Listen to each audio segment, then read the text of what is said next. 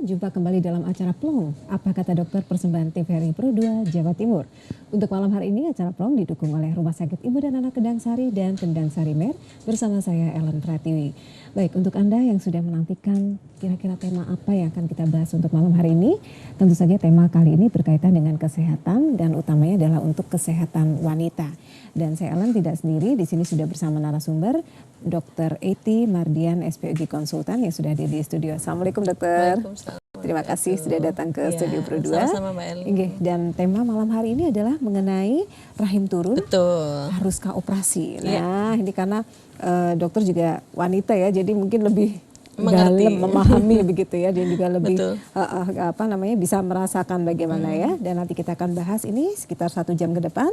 Untuk Anda para pemirsa, mungkin bunda-bunda, calon bunda atau juga para remaja putri yang ingin menanyakan hal-hal yang berkaitan dengan rahim turun atau istilah Jawanya itu adalah cancer ya dok? Ya, cancer. Nah itu apa penyebabnya mungkin, atau Anda mengalami ada keluarga Anda yang mengalami, silahkan ada dokter Eti yang nanti akan bisa membantu memberikan langkah-langkah bagaimana selanjutnya ya. Dan juga kami ingin mengucapkan terima kasih kepada Butik Rasida Alam, dan tentu saja bagi Anda yang ingin ikut berinteraksi di acara ini silakan Anda menghubungi lewat telepon kami di 031 5678 216. Baik, kita mulai saja bincang-bincang kita malam hari ini ya. Dokter, itu mengenai rahim turun itu mungkin bayangan dari awam nih ya, turunnya sampai seberapa tuh dok? Atau apa definisi sebenarnya rahim turun atau cancer, atau istilah medisnya prolaps ya dok ya? Betul. Baik, mungkin bisa dijelaskan dulu prolaps itu apa dok? Baik, jadi yang namanya prolaps itu ya Mbak Ellen ya, itu artinya adalah turun kemudian mengalami herniasi atau berupa penjolan. Jadi kalau di ilmu kami, di ilmu dokter kandungan ya, prolaps itu biasanya terkait dengan organ panggul. Jadi organ panggul itu bisa rahim, kemudian bisa kandung kemih, dan yang ketiga adalah bisa rektum. Ya, jadi usus sebelum anus ya. Itu kalau ketiganya itu mengalami penurunan, itu kita sebut sebagai prolaps. Ini salah satu saja sudah bisa disebut prolaps ya dok ya? Betul, salah satu saja bisa disebut prolaps. Kalau rahimnya yang mengalami penurunan disebut sebagai prolaps uteri.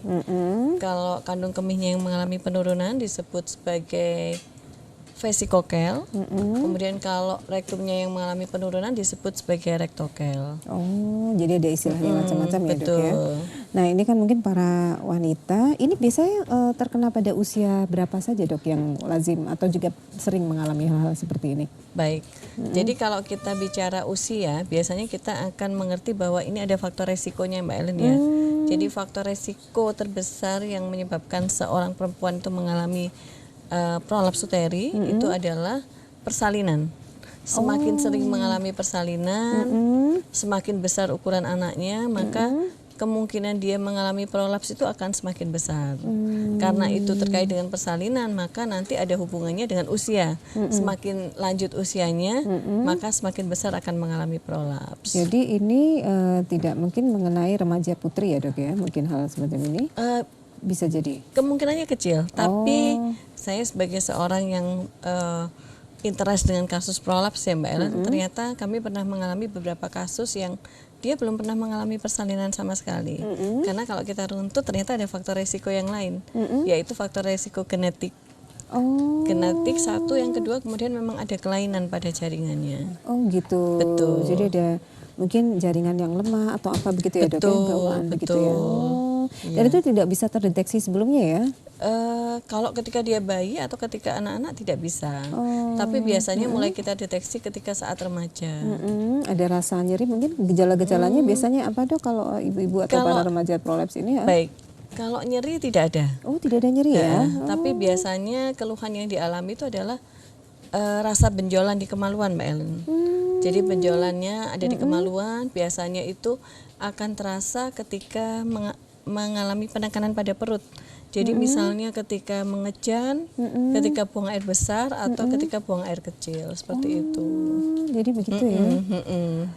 Dan itu biasanya, maaf ini kalau orang-orang Jawa kan biasanya dipijet atau dinaik-naikkan begitu ya dok. Itu gimana sebenarnya itu kalau seperti itu? Maksudnya apakah itu berbahaya gitu dok? Baik.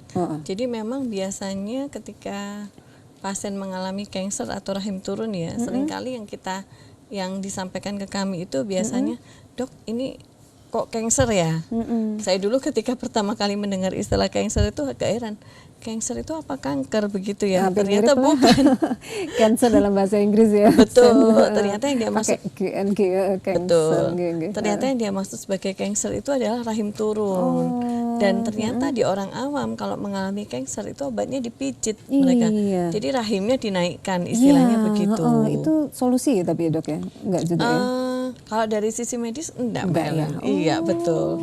Karena kalau dinaikkan itu sifatnya pun hanya sementara kan, karena faktor yang menyebabkan terjadinya prolaps uteri itu bukan posisi saja, tapi juga ada kelemahan di sekitar organ panggul tersebut. Tidak tahu persis posisi jatuhnya di mana, begitu ya. Betul. Baik, jadi begini, misalnya ini kita awal ya mungkin ya, ada wanita yang mengalami tidak nyaman ketika tadi mengejan atau apa ada keluar. Nah ini kan curiga nih, ini apa gitu ya. Langkah pertama misalnya mesti mungkin dipijit tadi tidak bisa berulang ya dok ya biasanya ya. Jadi begini, begitu seseorang itu sudah mengalami rahim turun ya, itu artinya dia memang mengalami kelemahan, kelemahan pada dasar panggul. Dasar panggul itu yang menyangga supaya organ panggul tidak itu tetap pada tempatnya. Betul. Jadi kalau itu mengalami kelemahan, alternatifnya kalau itu kelemahannya tidak terlalu lemah, artinya dia masih pada derajat 1 atau 2, itu kita bisa dengan cara menguatkan yang lemah tadi. Caranya dengan latihan, Mbak Ellen. Jadi nggak harus operasi ya seperti tema kita malam hari ini ya. Jadi ceritanya. Jadi dengan cara latihannya seperti apa? Latihannya dengan penguatan otot dasar panggul, yang kita kenal sebagai Kegel exercise. Begitu. Betul. Itu kalau masih ringan. Tapi itu biasanya udah kerasa ya bagi wanita yang mengalami ada. Biasanya sudah merasa tidak nyaman Mbak Ellen, jadi kayak ganjel begitu di seputar kemaluannya, kok rasanya ganjel ya dok. Dan biasanya deteksi turunnya itu baru akan terlihat kalau kita lakukan pemeriksaan. Seperti itu. Oke, pemeriksaan awal biasanya USG atau pemeriksaan dalam ya dok ya? Kalau untuk kasus rahim turun, prolaps uteri, kasus prolaps organ panggul, cara diagnosisnya adalah cukup dengan cara pemeriksaan fisik Mbak Ellen. Sudah cukup pemeriksaan fisik. Diraba begitu ya? Dengan inspeksi ya, kalau di sisi kedokteran itu. Inspeksi itu dilihat, tapi pemeriksaan pastinya itu adalah dengan cara menggunakan tes falsafa. Jadi tes falsafa itu pasien diminta untuk mengejan. Ketika pasien mengejan, kita akan melihat penurunannya sampai seberapa. Seperti ya, itu. Dok, ya? USG insya Allah tidak terlalu dibutuhkan kecuali kita pengen tahu betul itu kekuatan ototnya seperti apa. Tapi kalau hanya mendiagnosis ini apakah prolaps apakah bukan, atau kemudian kita pengen tahu derajatnya derajat berapa, itu cukup dengan pemeriksaan fisik saja. Begitu. Ya. Dan itu bisa dilakukan di dokter kandungan atau dokter umum biasanya? Dokter kandungan. Harus dokter kandungan ya. Dokter umum mungkin hanya tahu bahwa ini kasus prolaps, tapi tidak cukup untuk detek bahwa ini grade-nya grade berapa. Karena ada spesialisasinya juga yang menangani hal tersebut ya dok ya. Baik, kita lihat agak luas ini dok, seberapa banyak sekarang masyarakat yang mengalami hal semacam ini? Apakah masih cukup banyak atau dokter mengalami pasien yang mengalami seperti ini? Jadi sebenarnya kalau kita lihat dari sisi angka ya, dari insidensi ya, insidensi itu sebenarnya itu cukup banyak. Jadi disebutkan di literatur itu sebenarnya 30-50% perempuan yang sudah pernah melahirkan tuh mengalami prolaps organ panggul, prolaps rahim, prolaps kandung kemih, prolaps rektum dengan berbagai derajatnya. Jadi mungkin cuma derajat 1 atau 2. Tapi betul tidak bergejala. Tapi kalau kita lakukan screening ternyata dia mengalami prolaps. Seperti itu. Hanya saja perempuan kita adalah terbiasa tidak mengeluhkan apa yang dia rasakan. Karena mungkin berpikir bahwa wajar ya, ini kan memang karena faktor usia, karena saya habis melahirkan, seperti itu. Nah, kalau misalnya tadi ya sekitar 50% ibu-ibu yang melahirkan itu biasanya anak pertama, kedua, atau yang lebih sering persalinannya begitu ya dok, yang kemungkinan lebih sering. Baik, jadi paritas ya, paritas tuh kalau kita sebut dalam bahasa awam itu adalah seberapa banyak pasien ini pernah melahirkan. Semakin banyak semakin sering dia melahirkan, maka angka kejadian prolapsnya akan semakin besar. Seperti itu. Kalau kita bandingkan antara pasien yang hanya pernah melahirkan 1 kali dan pasien yang pernah melahirkan lebih dari 2 kali misalnya, itu angka kejadian prolapsnya tentu akan lebih besar pada yang sering melahirkan. Nah, kemungkinan kalau misalnya, maaf ini mungkin ada cerita nenek-nenek saya dulu ya, mungkin persalinannya kan cukup sering ya, zaman dulu itu anak sampai 10, Betul, ya, kemudian betul. 12 begitu ya. Betul. Itu memang harus banyak ya mungkin yang mengalami gitu pada saat usia tua baru ketahuan, atau tadinya nggak cerita, taunya pas parah. Mungkin tadi ada grade-grade-nya kan dok ya, Iya, gitu ya. betul. Itu masih bisa ditolong nggak sih sebenarnya dok kalau agak terlambat memeriksakan begitu? Jadi prinsipnya begini Mbak Ellen, kasus rahim turun itu sebenarnya bukan kasus yang mengancam nyawa. Oh, Jadi begitu beda ya. misalnya kalau kita ketemu dengan kasus kanker serviks Serviks ya. misalnya itu berbahaya sekali. Kalau kanker serviks, kanker payudara, itu adalah penyakit yang mengancam nyawa. Iya. As soon as possible harus segera mencari pengobatan. Oh iya. Tapi kalau kasusnya adalah kasus prolaps rahim turun, itu bukan kasus yang mengancam nyawa Mbak Ellen, tapi kasus yang mempengaruhi kualitas hidup. Oh begitu ya, jadi ada ketidaknyamanan di Tidak dalam nyaman organ dalam menjalani kewanitaan. kehidupannya sehari-hari. Oh, dan kalau masih bisa bertahan mungkin. Ya betul, jadi sebenarnya kasus ini bisa kita tangani. Oh. Jadi kalau dulu kasus ini jarang ditemukan ya, saya bayangkan saya dulu waktu masih sekolah ya, saya lulus jadi dokter obgyn kan 10 tahun yang lalu. Sebelum itu kan saya sekolah, ketika saya sekolah pendidikan spesialis obgyn tuh kasusnya tidak banyak. Jadi mungkin sebulan kami ini hanya mendapatkan 1-2 kasus yang dilakukan tindakan operasi. Jadi waktu itu saya ingat sekali guru saya ya, ketika beliau mengerjakan tindakan operasi itu buat kami yang masih sekolah ini rasanya interest banget. Waduh ini kasusnya jarang, kita harus naik yuk, kita sama-sama semua ke kamar operasi. Begitu. Tapi kalau sekarang kasusnya ini sebenarnya mungkin angkanya sama, tapi kepedulian perempuan itu untuk Lebih berobat kesadaran, dan dia ya. tahu bahwa oh ini bisa diobatin kok, ini bukan sesuatu yang wajar, yang cuman kita hanya bisa menjalani oh wajar ini karena saya sudah tua, tapi ini bisa diobati dengan harapan bisa meningkatkan kualitas hidupnya. Dan itu tadi tidak harus operasi itu tadi. Tidak ya, Dok, harus ya? operasi. Iya. Karena mungkin kebayangnya mungkin ada operasi itu ya kata-kata yang bikin para wanita jadi. Oke, jadi mungkin bisa disebutkan tadi ada grade-grade-nya ya dok, yang tidak operasi itu yang seperti apa misalnya? Baik, pertanyaan yang pasti juga dipertanyakan ya. Ini harus operasi nggak sih dok? Itu selalu ditanyakan oleh pasien seperti itu. Jadi kalau kita mendapatkan kasus rahim turun, kemudian kandung kemih turun, atau rektum turun ya Mbak Ellen, yang paling kita tahu pertama kali harus tentukan itu adalah derajatnya. Jadi derajatnya kalau kita baca itu ada derajat 1, 2, 3, 4. Derajat ini ditentukan dari seberapa turunnya dia. Batasnya itu adalah permukaan yang vagina. Jadi di situ ada sisa selaput darah kan ya. Batasnya di situ. Kalau dia belum melewati selaput payudara, selaput darah itu artinya dia masih grade 2. Di atasnya itu grade 1. Tapi kalau dia turun sudah melewati dari sisa selaput darah, berarti dia sudah grade 3 atau grade 4.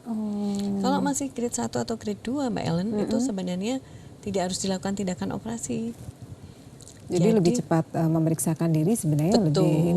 lebih cepat penanganannya ya, dan tidak harus operasi. Iya. Jadi pakai senam itu ya dok ya? Bisa pakai senam atau satu lagi kita bisa gunakan yang namanya pesarium.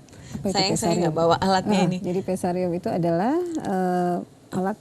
Jadi pesarium tuh bentuknya seperti donat. Seperti kue donat yang bahannya bisa dari karet biasa atau yang bagus bisa terbuat dari bahan silikon Mbak Ellen. Jadi seperti yang tadi dijelaskan bahwa penyebabnya itu adalah dasar panggul yang tidak kuat, yang lemah, sehingga rahim, kandung kemih bisa melorot ke arah vagina bahkan sampai keluar. Maka fungsi pesarium atau ring yang berbentuk seperti donat tadi, fungsinya menggantikan peran dasar panggul tadi. Jadi itu dimasukkan ke dalam vagina. Gitu ya? Betul. Dan itu bisa bertahan, maaf, seperti mungkin alat KB begitu ya, spiral atau apa begitu dok? Ada daya tahan sampai 5 tahun atau berapa begitu? Ya ini saya selalu ditanya oleh pasien, dok mending mana ya, saya operasi atau pasang ring saja? Ya, selalu ada pertanyaan seperti itu. Jadi semuanya ada untung ruginya sih. Misalnya pada kasus yang ini memang memerlukan operasi. Jadi misalnya derajatnya sudah grade 3-4. Pada grade 3-4 pun itu sebenarnya tidak harus operasi Mbak Ellen. Tidak harus angkat rahim, tidak harus rahimnya ditarik, diangkat ke atas dengan operasi, enggak. Tapi kita bisa juga pakai pesarium. Iya. Itu pesarium tuh ada diameter yang beragam gitu dok? Betul. Oh. Ukurannya biasanya mulai dari ukuran 6 sampai yang paling besar tuh yang pernah kita pakai ukuran 8,5 atau 9. Tergantung pada diameter vagina. Jadi semakin vaginanya itu dinding dasar panggulnya lemah, vaginanya lemah, itu kita butuh ukuran yang semakin besar. Pesarium ini beda dengan IUD begitu ya, mungkin ya bayangannya Mbak Ellen.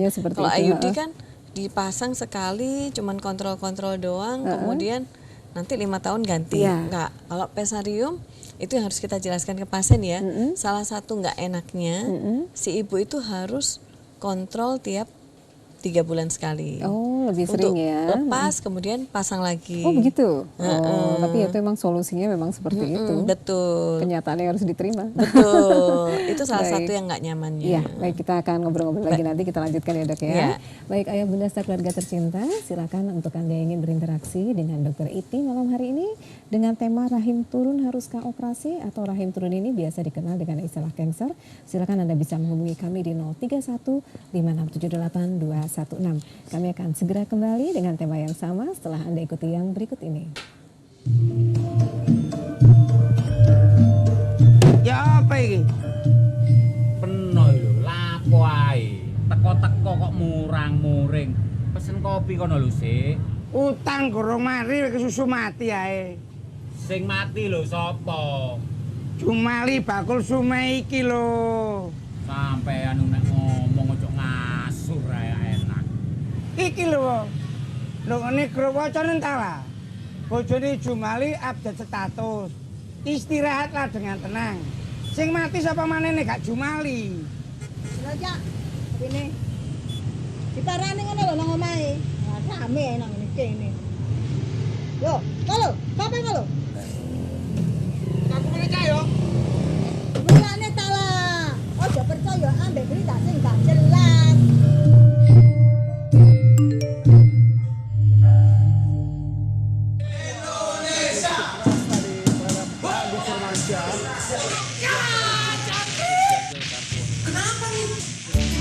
Bersiaplah menuju era siaran digital. Gambar TV lebih bersih, suara lebih jernih.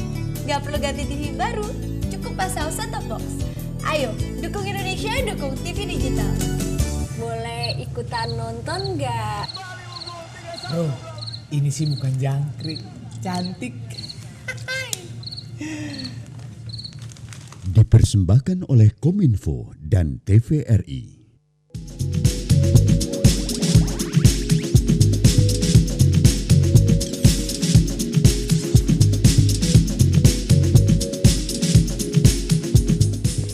Masih ikuti Pelong Apa Kata Dokter malam hari ini, persembahan TVRI Pro 2 Jawa Timur yang didukung oleh Rumah Sakit Ibu dan Anak Kendang Sari dan Kendang Sari Mer.